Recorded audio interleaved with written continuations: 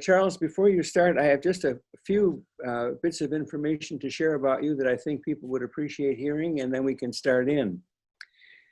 Charles is a nationally recognized government scholar and pollster.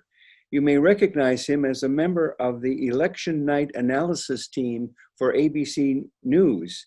He has served as a member of that team since 2002. He completed his PhD in political science at the University of Michigan. And Charles, we have some Michigan alumni in the group, just so you know. Go Blue. He was a professor of political science at the University of Wisconsin-Madison for 20 years, beginning in 1992. He's been director of the Marquette Law School poll since its inception in 2012, and he became a full-time member of the faculty in 2013. The title of this morning's presentation is The State of Race, and he will overview what polling is telling us about the Wisconsin presidential race, how it fits into the national picture, and what voters think about some of the most critical issues facing our country. Dr. Franklin, thank you so much for sharing your time and expertise with us. And we will open up for question and answers about 11:15 or so. Okay, welcome. Let's give it a round of applause. Thank you very much. I appreciate it. Please call me Charles. I can't cure what ails you, and I can't put you in the hospital, so you might as well just call me Charles. I do want to give an overview of where I think the race stands here in Wisconsin. I want to talk a little bit about where it looks nationally and where we fit in with that national picture. I also want to not only talk about the horse race, there are some other issues that face the country and the state that I want to mention, if not dwell on, at least pay proper attention to. So that's my agenda for the day. And I do think I will go in the ballpark of 25 or 30 minutes, and so we'll have plenty of time for Q&A at the end. So you should be thinking about your questions and jotting them down, or else there will be a pop quiz at the end. So take some time to think about what you want to occupy our last 20 or 30 minutes with. Okay, so let's begin with the horse race. This has been a very stable election contest in terms of the polling that we've done here. Since May, among likely voters, Biden has led in all of the polls. In May, he led by 4, in June by 6, in early August by 5, in early September by 4, and 2 weeks ago by 5 again. So if I had told you he led by 5 plus or minus 1, I would completely cover the range of our polling. And it's not just this summer, spring and summer, that's been true. We've done 12 statewide surveys in Wisconsin since August of 2019, when we first started asking a Biden versus Trump matchup. And in that 12 polls, Trump has led in 1 in November of 2019, and we had a tie in February of this year. Biden has led the other 10 by anywhere from 1 to 9 percentage points, but the average, including the one Trump was ahead and the tie, is Biden ahead by about 4.5 points.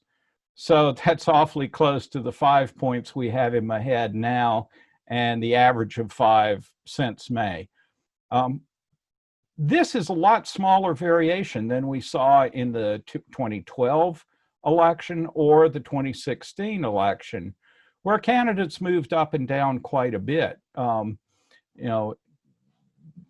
think the reasons for that are that we do live in a more polarized period now, though 2012 and 2016 were pretty polarized too. But after nearly 4 years of the Trump presidency, voters have very strong feelings about him, whether it's for him or against him.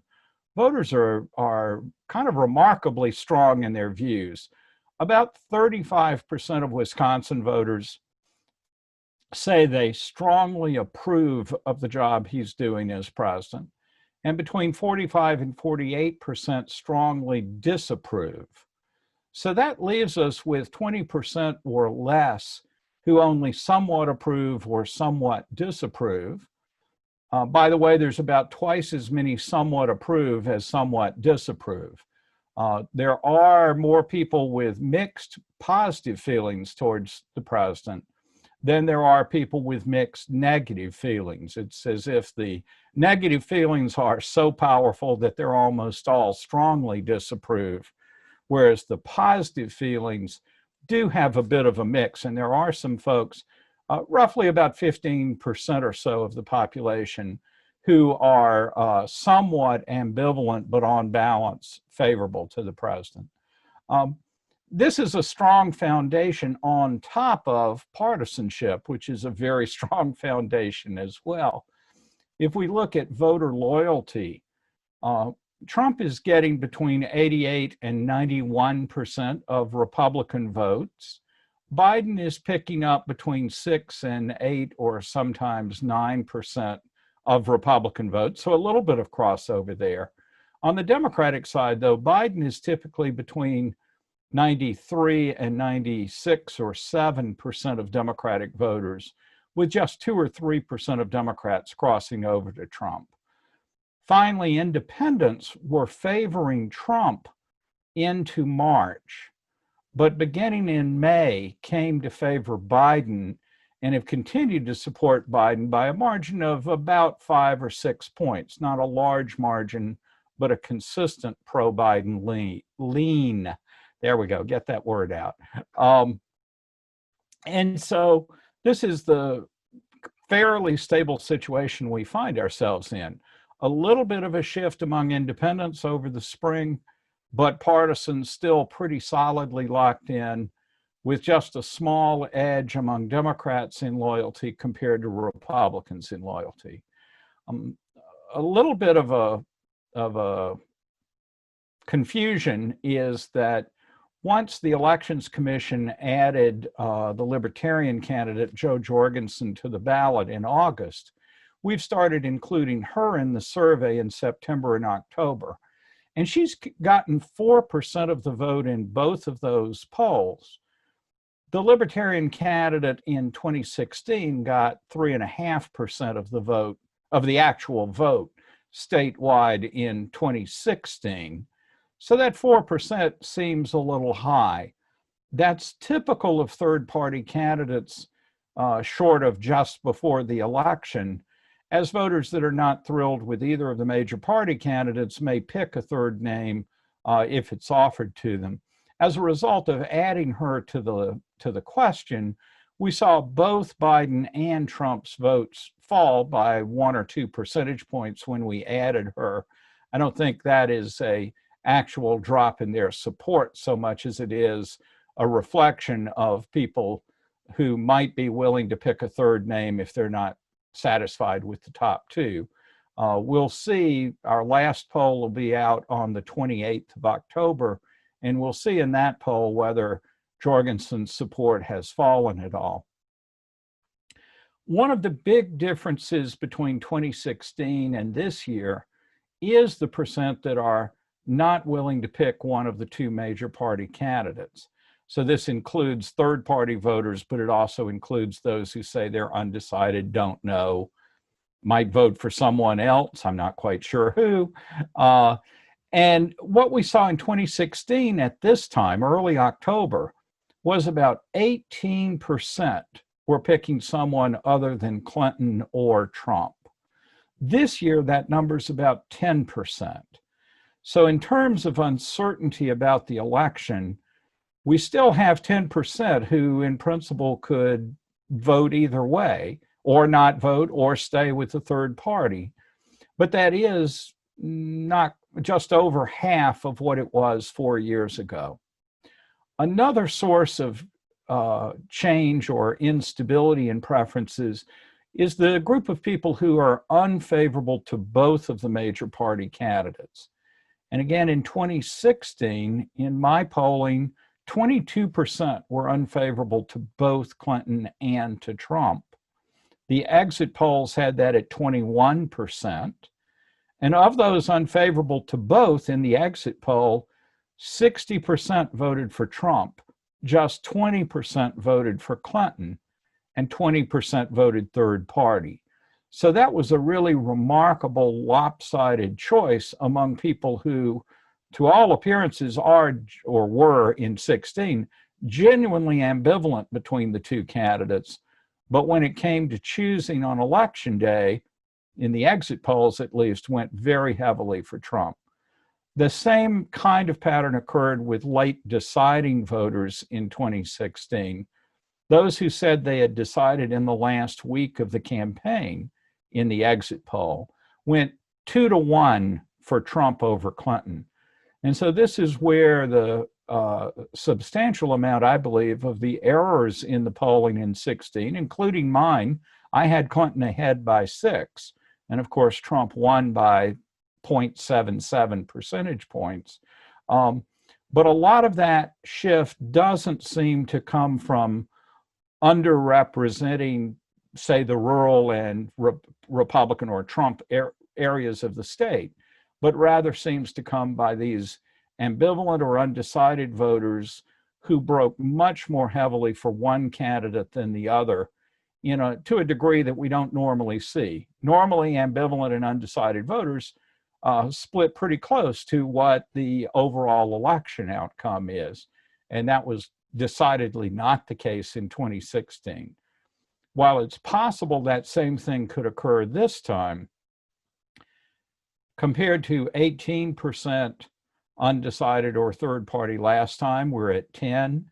And compared to that 22% that didn't like either candidate, this year we're at only 8% that are unfavorable to both Biden and Trump. So I think there's considerably less uncertainty of vote.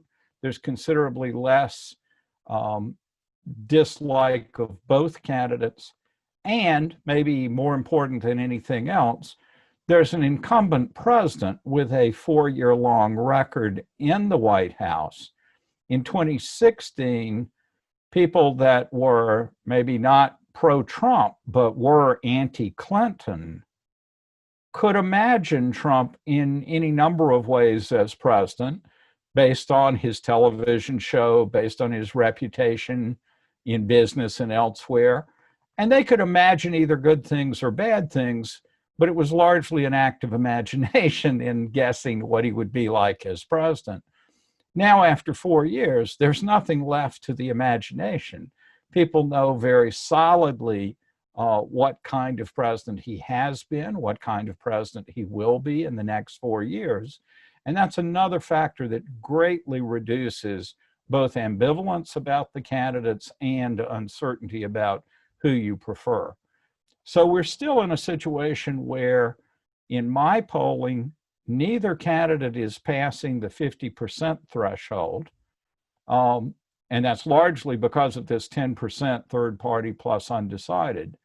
But where the stability of the vote over the past year and over this summer, and the fact that it's an incumbent seeking re-election, I think stabilizes the race pretty dramatically. I want to talk about the 3 crises that we face and where Trump fits within those, and a couple of other issues. And then I want to turn to the Electoral College and where we fit there. So the 3 crises I mentioned are, I think, first of all, the coronavirus epidemic. Obviously, that is the root of the second crisis, the economic recession. And then there's the third crisis. That's the Black Lives Matter movement and the protests that it's engendered, and the underlying elements of racial equality and racial injustice that, have centuries in our history, but have really come to the forefront of the country's attention since George Floyd was killed in May, and here locally since Jacob Blake was shot in Kenosha. Let's talk about COVID first of all, let's start with the economy, because Trump's handling of the economy remains his strong suit. 51% approve of the job he's doing with the economy, 45% disapprove. That's down from about 55 or 56, or even at the high point 57 back in February or before, prior to any inklings of the virus or the recession. But he has not fallen below 50% in the months since the virus arrived and since the shutdown and the recession that followed.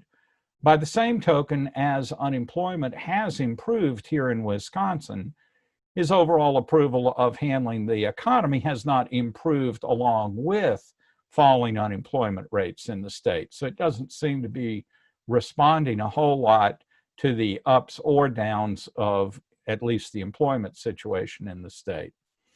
But the root of that, of course, is coronavirus and the handling of that. And here, his job approval this month is at 41% approve, 56 disapprove. His high watermark on this was in March, which was shortly after he announced a national state of emergency and gave an Oval Office address. Then his approval rose on this to 51%, but it fell to 44 in May, 44 in June, then fell to 40% in August, and has been 41% in September and again this month. That mirrors his national decline in handling the virus. Wisconsin in general, and in this in particular, gives him slightly higher ratings. His national approval average on handling coronavirus is 49 point something or other when I checked it yesterday. And so we're a little more favorable to Trump than the country as a whole on this, and also in his overall job approval. But that makes sense. After all, he won the state last time. You would expect him to outperform the national average, where he lost the country's popular vote 4 years ago by 2 percentage points. Finally, on the protests and approval of Trump's handling of the protests, this is easily his weakest area of public support. In June, only 30% approved of his response to the protests. That was slightly higher in early August prior to Kenosha, when it was 32%. And since then, it's been 36% in early September, shortly after Kenosha, and finally 37% approval now. Still well below his coronavirus approval and far below his economic approval. This is not unique to us. National surveys have been asking for approval or disapproval of how Trump has handled racial issues, is the phrasing of it, since the Charlottesville neo-Nazi and Klan protests in 2017. Since then, there's been almost no trend in public approval. His approval rating on racial issues has consistently been in the 30 to 36 range in national surveys.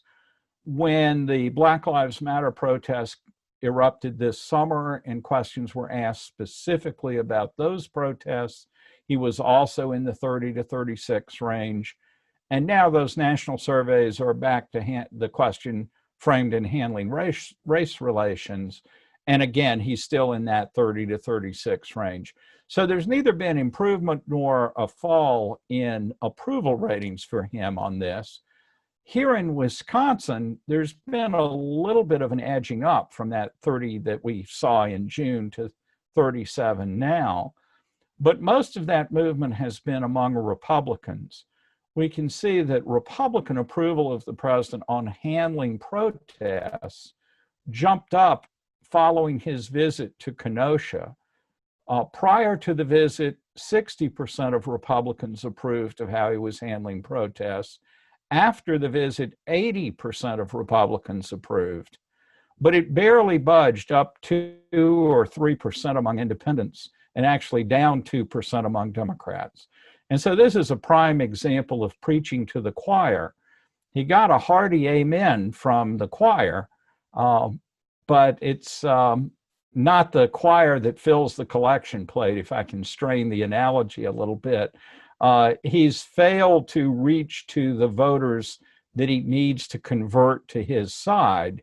Instead, his rhetoric about protests, characterizing protesters as terrorists or anti-American, or that they're a threat to the suburbs, that they will come and loot and burn your suburbs. That rhetoric has played to his base and has provoked a more positive evaluation of him on this issue with that base. But the critical thing it's failed to do is to move independents or weaker Republicans to his side. Geographically, we can see a bit of movement in his direction in the suburbs, but that's actually the weakest of any movement in the state. It's actually the exurbs or the rural areas, which are also more heavily Republican, that have moved a little bit in his direction on this issue.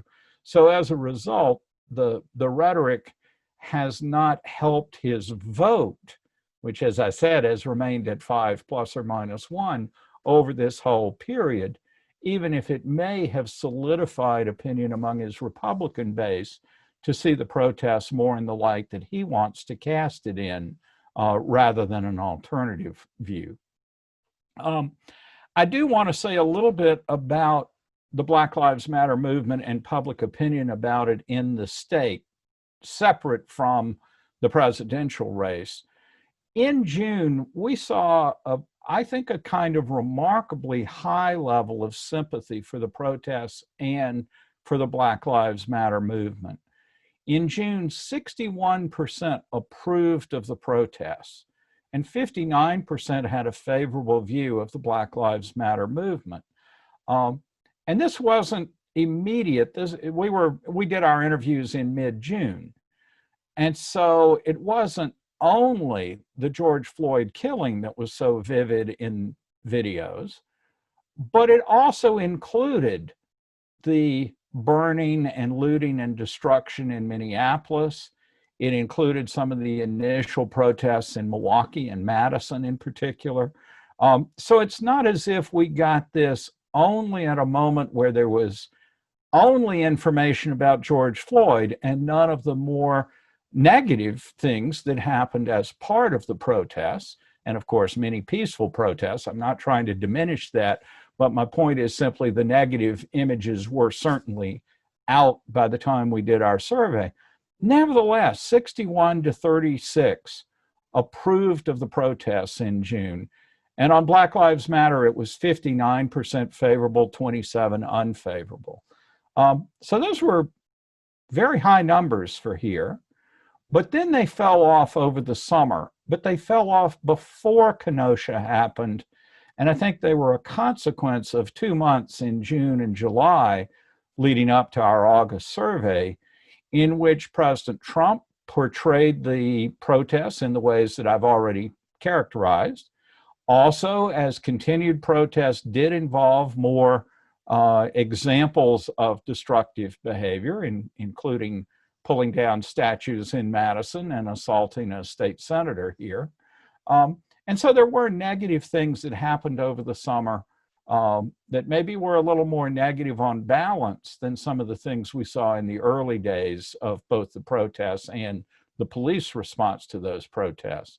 The result was that for the protests, approval fell in early August to 48 approve, 48 disapprove. But then, kind of remarkably, did not budge in early September after Kenosha, when it stayed at 47-48, and this month it's 46-47. So there's really been no change, no net change at all in views of the protests in the last 3 months, but there was notable change over the summer. And again, a good bit of that change came in Republican circles, I think led by the president, where in June, 37% of Republicans in June approved of the protests. But by August, that had fallen to 16%. And again, I think partisan leadership plays a big role in that, but it also tended to put most of the movement in partisan terms. Independents came down, and so did Democrats to some extent. But the bigger movement was among Republicans, and that by August, really solid negativity to the protests. Similar moves among Black Lives Matter. Favorability to the police in Wisconsin is very high, and perhaps not at all surprisingly, very high among white citizens. What's interesting is that favorability to the police is 72% in June, 76% pre-Kenosha, fell to 73% post-Kenosha. Those are really small movements, but they do seem to coincide with the George Floyd video and then the Jacob Blake video. So it does look like feelings towards the police is a little bit responsive to those kinds of incidents. But what we find when we ask people how they feel around the police is that African Americans and almost as much Hispanic voters say that they're about evenly split between feeling safe around the police and feeling anxious.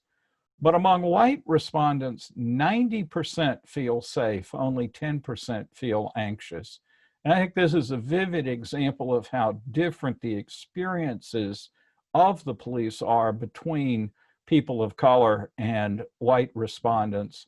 And it raises a real problem of policy as well as of society, of white respondents that have a hard time understanding what the police seem like to people of color who have such different experiences.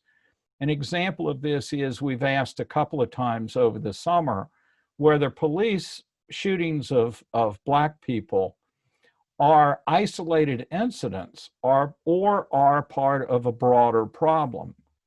Both Black and Hispanic respondents say broader problem at well over 80% levels. But white respondents are about evenly split between seeing them as isolated incidents or part of a broader problem. Wisconsin is a little more favorable to the police on this than national populations are. Nationally, about 60% or 65% over the summer said this was part of a broader problem. So if you think forward to issues of police reform that may come in upcoming years, one of the real issues is that the law gives strong legal protections for police in cases where they use force. But you can also see from this public opinion data why it would be so difficult to get juries to return guilty verdicts or indictments when there is such a priori bias in favor of police, and a sense, let's assume it's totally legitimate, a sense of security around the police in white populations. So I think this is a real challenge of public understanding, public conversation, and it's certainly not going to be resolved in the short term, but at least thinking about this issue and how it plays out in coming years as we grapple with this issue and broader racial justice issues as a whole, I think is really important. And here in Wisconsin, with our very heavy white population and large areas of the state that are nearly all white, it provides a particular challenge of empathy and understanding across racial lines that is going to be, dare I say, hard to resolve, but important to address. Okay, I want to switch and quickly close with where we stand in the Electoral College. If we were doing this conversation a year or 18 months ago, prior to knowing much about how the race was going to go, the emphasis would have been on Wisconsin, Michigan, and Pennsylvania, the three Midwestern states that together by just 77,000 votes made Donald Trump president. In Wisconsin by 23,000 votes. In all three states by less than a 1 percentage point margin.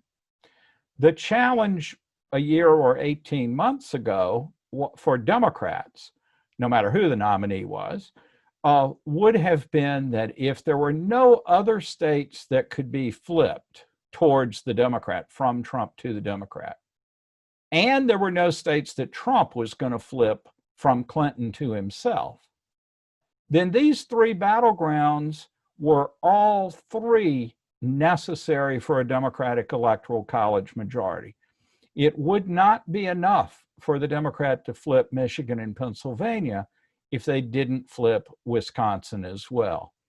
And a lot of pundits thought that the 2018 elections showed that both Michigan and Pennsylvania had moved further in a Democratic direction than Wisconsin had. Granted, we moved. The victory of Tony Evers in the governor's race was evidence of that, but that was a race decided by 1.1 percentage points, whereas Democratic victories in Michigan and Pennsylvania had been considerably more substantial.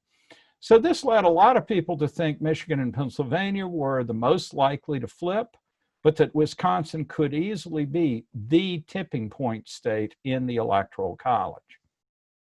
Well, fast forward to today, and the Electoral College map has expanded considerably in Biden's favor. These three states remain very important, and I certainly believe Wisconsin is first among them.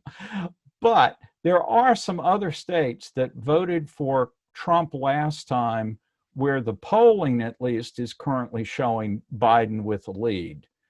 Arizona is an important one of those where Biden has led consistently, but only by 3 to 5 percentage points on average. But Arizona has one more Electoral College vote than we do. So Arizona, therefore, could replace us if we continued to vote for Trump. And they would replace us with one additional Electoral College vote. Now, at the moment, our polling average is higher than Arizona's in terms of Biden's lead. So I think we are, in fact, a bit more likely to vote for Biden than they are. But they are certainly leaning in that direction. They also have an important U.S. Senate race in which the Democrat has had a consistent lead. And so you have evidence across two races that the state is leaning Democratic. Then we get to Florida, which I don't think has voted for it with a bigger than 0.5% margin in 100 years. That's a slight exaggeration and a joke. But Florida has certainly had a history in the last 2 decades of very close elections. At the moment, Biden has a 4 or 5 point lead there. And should he win Florida, that would be a bonanza of Electoral College votes because it's such a big state. So that's an advantage to him. Finally, North Carolina, all three of these, I should say, Trump won, but won fairly narrowly. North Carolina looks even a little closer than Florida, but again, with a bit of a Biden lead, and a Senate race and a governor's race that Democrats are leading. So narrow lead, but might well flip. Then there are two states that Democrats hunger and thirst after: Georgia, where there's a very small Biden lead in the average poll. And that lead has inched up from a Trump lead earlier in the summer to this small couple of point Biden lead now. I sure wouldn't bet on Georgia, but it does look like it's a potential flip. And then the one that seems very unlikely is Texas. But Trump is leading on average by only 2 percentage points in Texas, a state that he won pretty handily 4 years ago. It's not necessary for Biden to win Texas to win the Electoral College, but the fact that Texas is that competitive is quite a surprise. And then some states that I didn't see at all, Iowa, for example, and Ohio are both quite close, with some polls showing a slight Biden lead, some showing a Trump lead. Those two, that they are competitive, suggests a pretty substantial general shift in Biden's direction. Finally, Trump and the Trump campaign had talked about flipping states in their favor. They had focused primarily on Nevada, Minnesota, and New Hampshire. And over the summer, there was some polling that showed Minnesota looking rather close. But all of the polling since August has shown a strong Biden lead in Minnesota and New Hampshire, and a smaller but steady lead in Nevada, though you have to say that Nevada doesn't have that much polling, so we may be a little unsure about it. But the crucial point for the Trump campaign is that this does not look like they will pick up any states that they lost last time, and instead have to worry about losing this list of states that I just mentioned. So how does Trump win? Well, he wins by holding on to at least one of the Pennsylvania, Michigan, and Wisconsin, by not losing Florida, by not losing North Carolina, both of which show Biden ahead, but fairly close. And so you could imagine that outcome that he holds on there. And likewise, holding on in Arizona, I think far less likely picking up a state. It just doesn't look like there are pickups waiting to be had. So where does this put us going into election night? I think there's a moderate but steady Biden lead. In national polling, you've seen his average lead creep up into the 10 or even 11-point range, so much so that the Biden campaign issued a statement yesterday or the day before saying, we don't believe we're this far ahead. Well, you only do that when you're worried about complacency and you want to get the message out that, wait a second, folks, and this is absolutely right, of course, this election is not over by any means, and stay tuned and stay involved up till the end. So that's where we stand. We've got, I think it's 17 days to go until the election. And I actually do think that we will count the ballots within a fairly short period of time. So I'm not going to make the requisite joke about how many weeks or months it will take to count. We may have some issues there, but I don't think it'll be as bad as some of the nightmare scenarios. Okay, I'm going to stop there, and we've got 20 minutes for Q&A, and I will let y'all go and manage it how you will. Thank you. I have a question. Let me just add my hearty thank you, Charles, for that really interesting presentation. Thank you, Ed. Thankful for the service that you give to our state and to our country. I have a question, it's sort of a generic question, and that is, does polling itself have a positive or negative effect on the integrity of the voting process? Oh, that's a great question. I didn't think you were going to the integrity of the process, so I appreciate that. That's a nice way of looking at it. I think there are a couple of things, and again, we can talk about the fallibility of polling, which is a part of this, but my view about public polling of the kind I do, the kind that media organizations do, is that we are providing a look at public opinion, which parties and candidates and interest groups would be privy to under any circumstances, but which those groups have no incentive to release unless it serves their interests.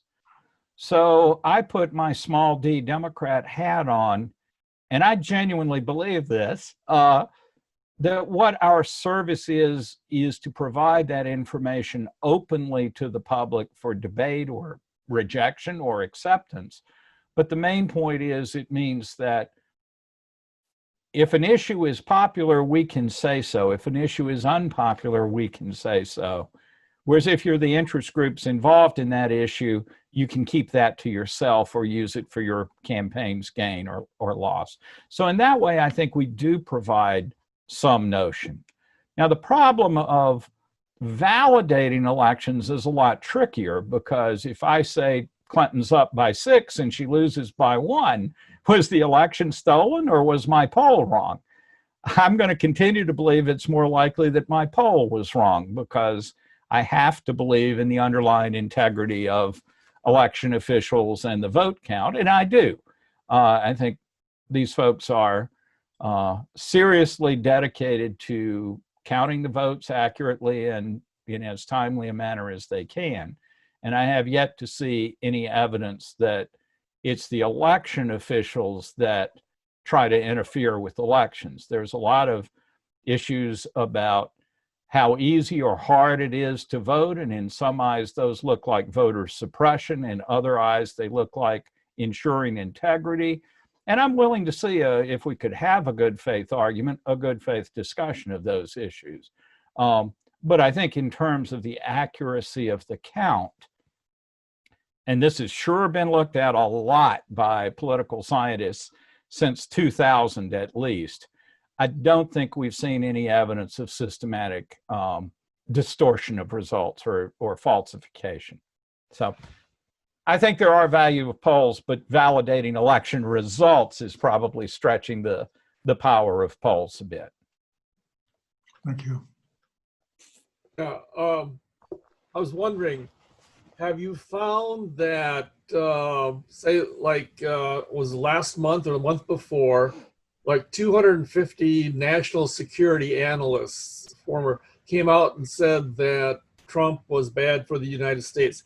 Have you seen in your polling that when officials or people who are, focused on one item come out en masse and say, this is what we believe, has that had any effect on any of the polling results? I don't have direct evidence of it. I mean, I haven't asked a question trying to get at that specific thing. I think certainly the conventional wisdom and the evidence of this is that selective exposure means that people who are open to that message are more likely to receive it, and it reinforces their views, but it doesn't change their views. People who are pro-Trump in this example are much more likely to find reasons to reject that information. This is a really standard model in public opinion that if a message comes to you from any source, if it's consonant with your prior beliefs, you're much more likely to accept that message. But if it's disconsonant with your beliefs, you're remarkably smart at ways to figure out why that's not a valid message, it's not the correct information, and so on. So the net result is that opinions change either when trusted sources give you surprising information, or when you don't have strong opinions and you're exposed to some information that you're not strongly predisposed enough to reject it, so you might accept it. But as we've gotten so polarized, that set of people that could be influenced has shrunk and shrunk and shrunk. So for these reasons, I think probably not much. There's been a lot of controversy about the Lincoln Project, for example, a group of former Republicans producing really hard-hitting negative ads against Trump. And there's a bit of a dispute in Democratic circles about whether these ads are really helpful or not, because they seem to get the greatest enjoyment from the people that are already very, very negative towards Trump. And that just doesn't really help very much. I'm not picking on the Lincoln Project, I'm just using it as an example of a strong, vivid message, but it's not likely to persuade anybody who's persuadable, or at least so the thinking goes. So this is a big issue.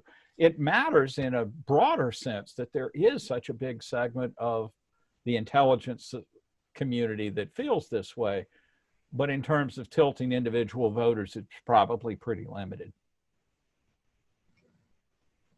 It's a very nihilistic view about why should I bother to try to persuade anybody. So here's a positive story. By far the most effective thing is for you to have a conversation with somebody you know reasonably well who's a bit undecided. That's the secret juice, and it's almost impossible to easily engineer. I have a question.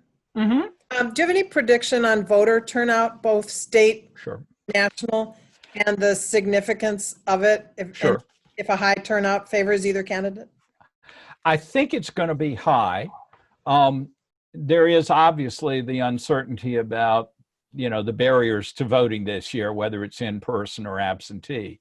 Our typical turnout is a little over 3 million here in the state. We fell just under 3 million in 2016. We were down about 100,000 from previous years. I think we could get to 3,050,000, and I think we could get to 3.1 million, though that is stretching it a little bit. But based on our surveys, it certainly looks like we're at the very high end of turnout compared to previous races. Now, where could that shift? Well, there could be a final surge of turnout. There could also potentially be discouragement if Trump is trailing as much as he is in national polling right now. His campaign will certainly be worried about turning out his voters who by and large are waiting to election day to vote. So at the very end, will they turn out? If COVID cases are skyrocketing in the state as they are right now, where will we be then? So I do think there's some plausible shifts that could occur between now and election day. You will see a lot about the volume of early voting. We've had almost 1.4 million ballots requested, absentee ballots requested. Over 800,000 have been returned. That's pretty remarkably high levels.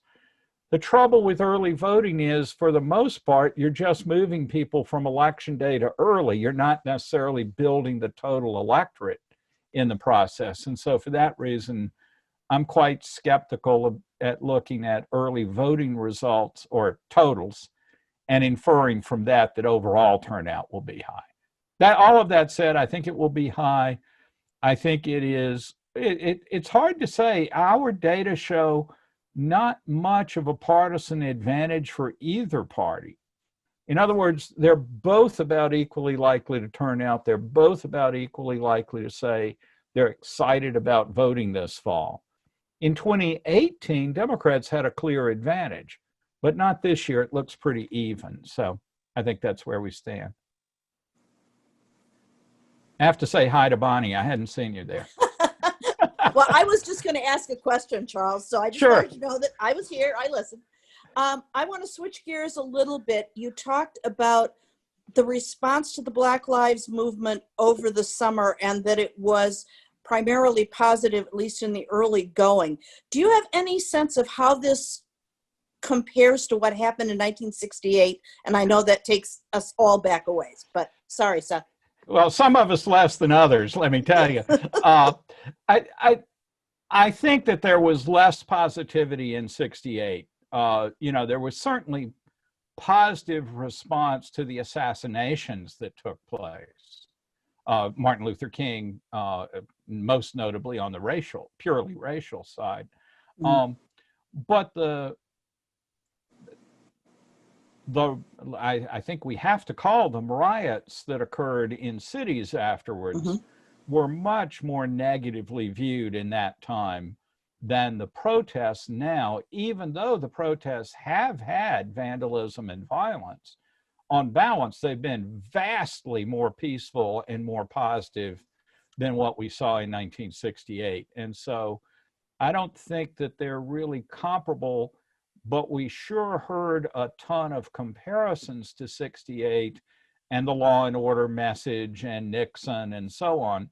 But I've never thought that the data from 68 backed that up. So I do think we're in a different situation now. And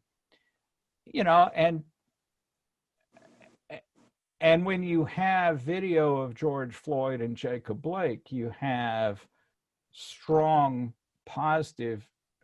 demonstrations of why this is such a horrible issue and so important. So let me stop there.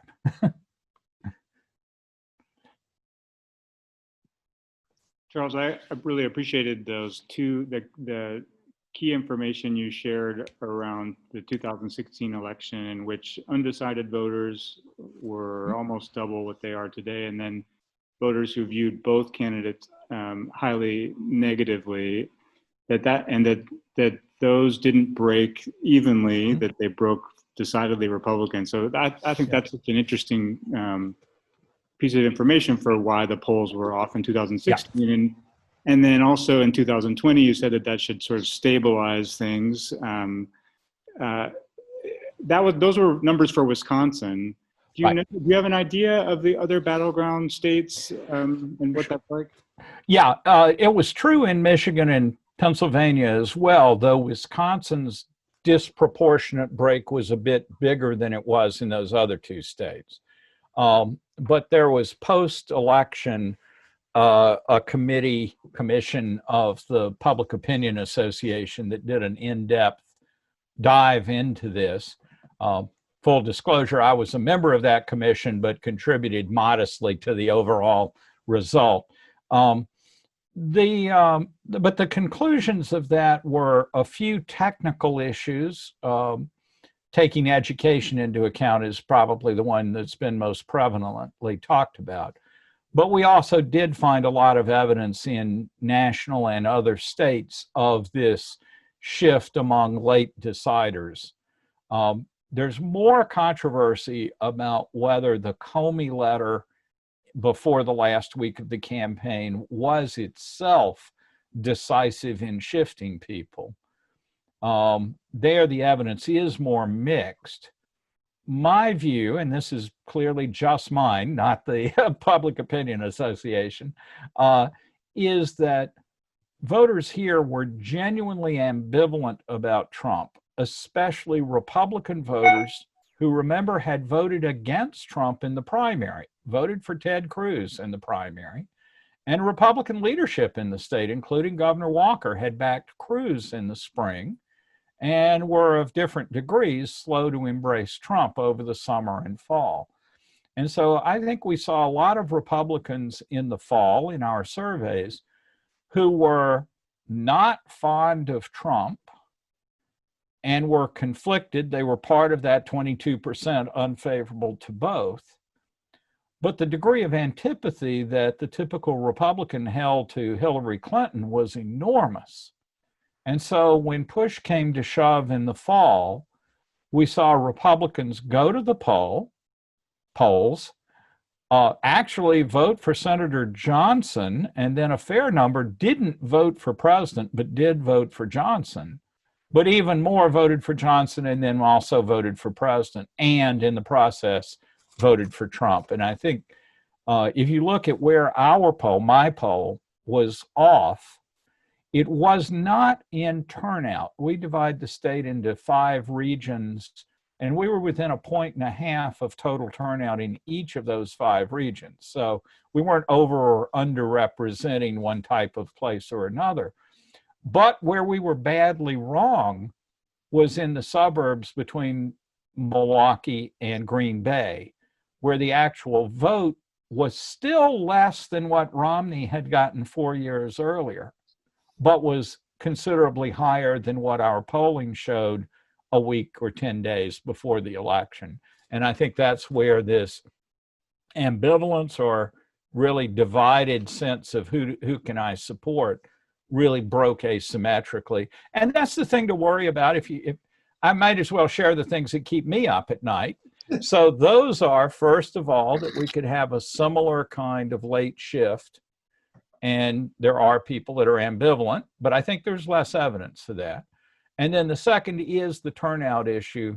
Is it possible that we are missing Trump voters in our surveys who simply won't do a survey? It's not that they hide their preference, they just don't do the survey. Those are legitimate worries. The New York Times did a wonderful analysis. It was published by Nate Cohn at the Times in the Upshot section on July 29th, I believe it was. In their polling, they sample from voter lists. And so in the states that have registration by party, before they call the number, they know if they're calling a Democratic or a Republican registered voter. And their findings, at least through July, was that Republicans were slightly easier to get into the surveys than Democrats were. And so that's some actual empirical evidence that we're not systematically missing Republican voters. The method that I use doesn't allow me to do that. When I call your number, I know nothing about you other than your telephone number. So I can't test it that way. But those are the things that if you'd like to lie awake at night, either in hope or in fear, understating the Trump vote is conceivable, and undersampling Republicans is conceivable. But the pollsters are looking at those things and worrying about them at least as much as you are. I have a question. Sure. Okay. As far as I have been doing some telephoning, and I have found that most people don't answer the phone. Right. So when you are doing these telephone polls, how do you get people to answer the phone? Or how Well, we're just remarkably nice. No, the serious answer is 90% don't answer the Right. phone. Right. And that's true of the industry as a whole, or your calls, or anybody's calls. Mhm. The good news is that Democrats and Republicans equally hate scam phone calls. And so there's not a partisan bias in call screening or not answering a number. Now, it's still an issue. I don't mean to dismiss it. You know, I wish for the old days when we'd have 80% response rates. But those days are 40, 50 years ago. And both telemarketing and now scam calls, plus voicemail and caller ID, have made telephones much harder to get, to work. So as a result, to finish 800 surveys, 800 finished interviews, we actually dial about 40,000 different numbers. So it's a horrible ratio. Mhm. But we can check it against other objective measures that we know from census data or other sources, what the truth is, and show that what we're getting is close to that truth. Now, it's not always so. Some are systematic biases. Older people are easier to get. Yeah. 18 to 29-year-olds are the bane of my life, including my daughter. She doesn't answer either. But we know how to fix those kinds of problems. What we don't know how to fix would be if Republicans systematically were more likely to do the call or less likely to do the call. Then we would have to move to new methodologies, including the kind that the Times uses for theirs. So these are not impossible, but it is a barrier. The good news from my point of view is it primarily just runs up the cost because we have to dial so many more numbers to get completed interviews. Also, just as an aside, we do about 65% of our interviews by cell phone. So the cell phone landline distinction no longer matters at all for us. So that's how we do it. But yeah, it's a costly thing, but thankfully everybody hates scam calls. Thank you. May I ask a question, a short one? Sure. The difference, what is the ratio percentage of Republican, Democrat, and independent in Wisconsin? Sure. And is the independent getting smaller and smaller? No, the independent is roughly stable. There has been a shift in partisanship. In 2012, when we first started the Marquette Law School poll, it was about 31% Democratic, 27 Republican, and then the remainder independent. Now, some of those independents lean Republican or lean Democrat, but those leaners have been about 16% for each party, and that hadn't changed much over time. Today, it's about 30% Republican, 29 Democrat. And that shift is almost entirely due to white men without a college degree. In January of 2012, those folks were 5 points more Republican than Democrat, but today they're 24 points more Republican than Democrat. And they account for virtually all of that change from a 31-27 balance to a 30-29 balance. We've seen a slight movement in a Democratic direction among white women without a college degree, but it's really modest. And for the college educated, we've seen very little shift for either men or women. With African Americans, we've seen a slight rise in independent identification and therefore a slight decline in Democratic identification, but no change in Republican identification, which is below 10% with African Americans. And among Hispanic and Latino voters, it's been pretty flat without much of a trend. So that's the gist of it. Age-wise, it's kind of interesting. It's the 40 and 50 somethings that are most Republican in the state. And those below 40 or those 60 and above lean Democratic. And so as the age distribution has begun to shift, those 50-year-olds are becoming 60-somethings, we may start to see the partisan balance in the 60-year-olds come down a little bit from the current Democratic advantage as 50-year-olds grow up. We have time for one more question.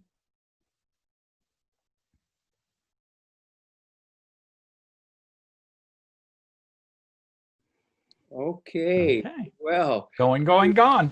could you all unmute yourselves and give Charles a big round of applause of thanks? Woohoo! Thank you very Thanks, much. Charles. Thanks for sticking around. I enjoyed it, and it's good being with you.